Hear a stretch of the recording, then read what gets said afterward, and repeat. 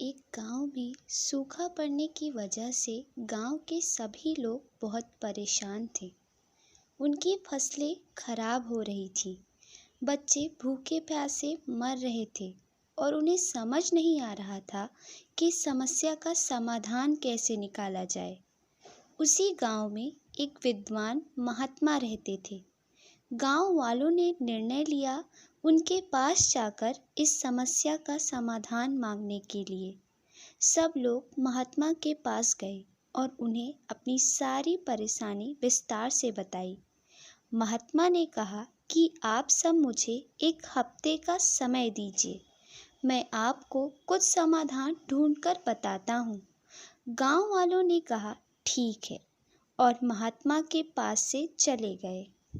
एक हफ्ते बीत गए, लेकिन साधु महात्मा कोई भी हल ढूंढ न सके और उन्होंने गांव वालों से कहा कि अब तो आप सबकी मदद केवल ऊपर बैठा वो भगवान ही कर सकता है।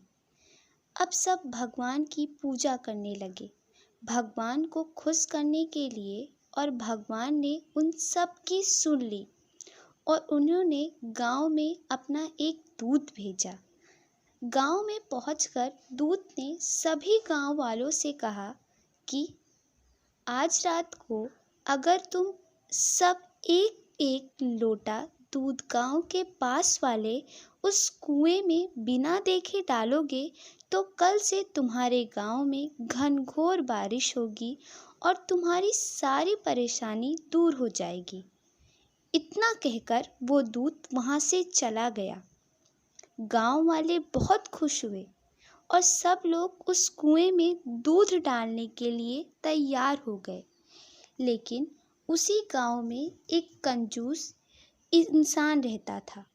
उसने सोचा कि सब लोग तो दूध डालेंगे ही, अगर मैं दूध की जगह एक लोटा पानी डाल देता हूँ तो किसको पता चलने वाला है।